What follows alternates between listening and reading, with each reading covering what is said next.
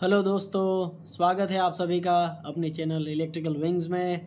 मैं हूं आपका दोस्त हरेश और आज के सेशन में हम सीखने वाले हैं सोडियम वेपर लैंप का वायरिंग डायग्राम कैसा होता है, उसका कनेक्शन कैसे किया जाता है। सो गाइस, प्रीवियस सेशन में हमने सीखा था HPSV लैंप का कंस्ट्रक्शन कैसा होता है एंड वो कैसे फंक्शन करता है। सो प्रीवियस वीडियो को आप जाके चेकआउट कर सकते हैं। यहाँ पे आप देख सकते हैं मैंने HPSV लैंप का वायरिंग डायग्राम कैसे किया जाता है वो मैंने इस पेपर पे ड्रॉ किया हुआ है। सो क्विकली हम इसका वायरिंग डायग्राम समझ लेते हैं, ठीक है। सो HPSV लैंप को स्टार्ट करने के लिए हमें बेलास्ट इग्नाइटर की रिक्वायरमेंट रहती है। यहाँ पे हमारा लाइन है, यहाँ पे हमारा न्यूट्रल है। इसके अक्रॉस में 240 वोल्टेज सप्लाई हम देंगे जो कि हमारा डोमेस्टिक सप्लाई अवेलेबल रहता है। इस सर्किट में हमने कैपेसिटर का यूज़ किया है ताकि इस सर्किट का पावर फैक्टर जो है वो हम इम्प्रूव कर सकें, ठीक है। सो कनेक्शन आपको कैसे करना है कि आपका जो लाइन जो रहेगा उसका कनेक्शन आपको बेलास्ट के फर्स्ट टर्मिनल में करना है, एज वेल एज ये जो आपका इग्नाइटर है उसका जो रेड केबल है उसका कनेक्शन भी आपको बेलास्ट के फर्स्ट टर्मिनल में करना है, ठीक है। सो इग्नाइटर के अंदर 3 पॉइंट रहते हैं, रेड, येलो एंड ब्लैक।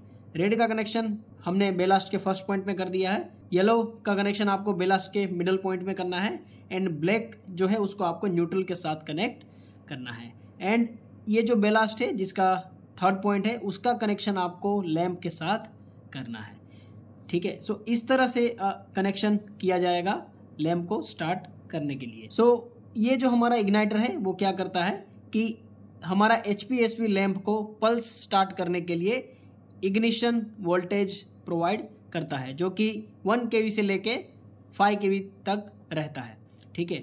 सो जैसे ही हमारा इग्नाइटर जो है वो पल्स वोल्टेज प्रोवाइड करता है, ये जो हमारा आर्क ट्यूब है जिसके अंदर हमारा ज़ेनॉन गैस रहता है वो आयोनाइज हो जाता है, ठीक है। एंड जैसे जैसे आयोनाइज होगा टेम्परेचर एंड प्रेशर बढ़ेगा ट्यूब का, एंड उसके बाद मर्क्यूरी एंड सोडियम जो दोनों सॉलिड फॉर्म में रहते हैं उसमें से मर्क्यूरी पहले वेपोराइज होगा, ठीक है। एंड उसके बाद लास्ट में 240 डिग्री के आसपास जो है हमारा सोडियम जो है वो सॉलिड में से वेपोराइज होके गैसियस फॉर्म में कन्वर्ट होता है। सो जब ज़ेनॉन गैस आयोनाइज होता है उस टाइम पे आपको स्काई ब्लूइश टाइप का लाइट देखने को मिलेगा इस आर्क ट्यूब में से। एंड उसके बाद जब मर्क्यूरी वेपोराइज होता है उस टाइम पे आपको इस ट्यूब में से वाइट टू ब्लू लाइट आपको देखने को मिलेगा। एंड फाइनली जब हमारा सोडियम वेपोराइज होता है उस टाइम पे क्या होगा कि आपको प्योर येलो लाइट देखने को मिलेगा। एंड उसी के साथ ये जो हमारा आर्क ट्यूब है उसमें आर्क जो है वो फुल्ली मेंटेन हो जाता है एंड आपको purely yellow to white light आपको देखने को मिलता है। सो यही चीज़ हम प्रैक्टिकल देखने वाले हैं। सो इस ड्राइंग के हिसाब से मैंने यहाँ पे कनेक्शन कर लिया है। यहाँ पे आप देख सकते हैं मैंने 250 वॉट का बेलास्ट लिया हुआ है, ठीक है, जो कि बजाज का है। उसके बाद मैंने यहाँ पे इग्नाइटर लिया हुआ है, ठीक है। एंड यहाँ पे आप कैपेसिटर देख सकते हैं। इस कैपेसिटर का जो रेटिंग है वो 12.5 माइक्रोफेराडे है। ये हमारा HPSV लैंप है, ठीक है, सोडियम वेपर लैंप। सो कनेक्शन जैसे मैंने ड्राइंग में दिखाया आपको उसी तरह से मैंने किया हुआ है। सो ये मेरा मेन इनकमिंग सप्लाई है। अभी मैंने सप्लाई को ऑफ रखा हुआ है। सो यहाँ पे आप देख सकते हैं कोई भी पावर नहीं आ रहा है, ठीक है, अभी 0 वोल्टेज है। सो ये रेड केबल जो आप देख रहे हैं ये हमारा लाइन है, ये ब्लैक हमारा न्यूट्रल है। सो लाइन का कनेक्शन मैंने बेलास्ट के फर्स्ट टर्मिनल में किया हुआ है। एंड ये जो हमारा इग्नाइटर है जिसके 3 टर्मिनल रहते हैं, red, yellow and black. So igniter का रेड मैंने बेलास्ट के फर्स्ट टर्मिनल में कनेक्ट किया है। यहाँ पे आप देख सकते हैं ये रेड वायर है, ये फर्स्ट टर्मिनल में कनेक्शन किया गया है। ये जो हमारा येलो है वो हमने बेलास्ट के मिडल पॉइंट में कनेक्ट किया है। एंड इग्नाइटर का जो ब्लैक केबल है उसको मैंने न्यूट्रल के साथ कनेक्ट किया है, ठीक है।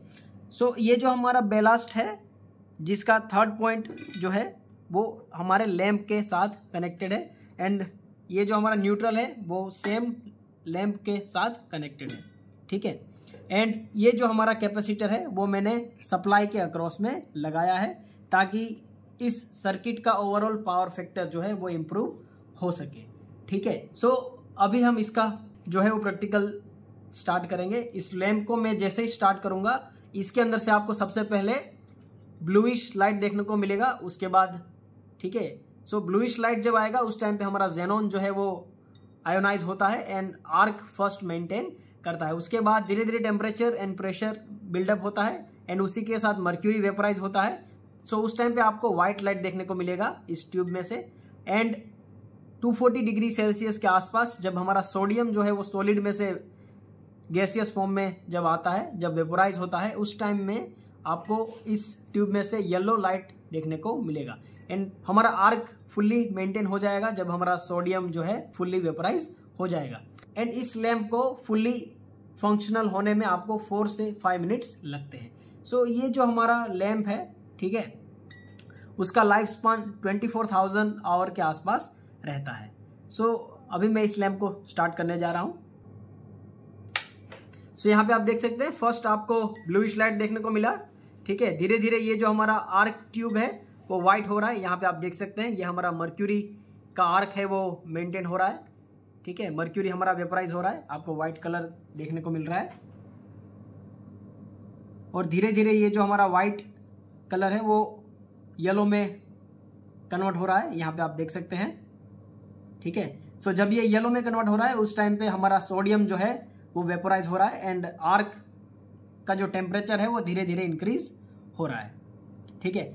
सो 3 to 4 मिनट्स में टेम्परेचर एंड प्रेशर जो है वो उसके लिमिट तक पहुंच जाता है, ठीक है। एंड हमारा लैंप जो है वो फुल्ली एनर्जाइज हो जाता है ना, आपको प्योर येलो इस लाइट देखने को मिलता है, ठीक है। सो ये जो हमारा लैंप है ये इसका एफिशिएंसी काफ़ी हाई रहता है। सो इसको हम पार्किंग लॉट्स में इस्तेमाल करते हैं इस लाइट को, एज वेल एज स्पोर्ट्स की जो भी फील्ड रहती है उसमें इस्तेमाल करते हैं एंड इंडस्ट्रीज़ में भी इसका इस्तेमाल किया जाता है। सो धीरे धीरे इसका टेम्परेचर एंड प्रेशर बढ़ेगा एंड लाइट जो है वो और इंटेंसिफाई होती जाएगी।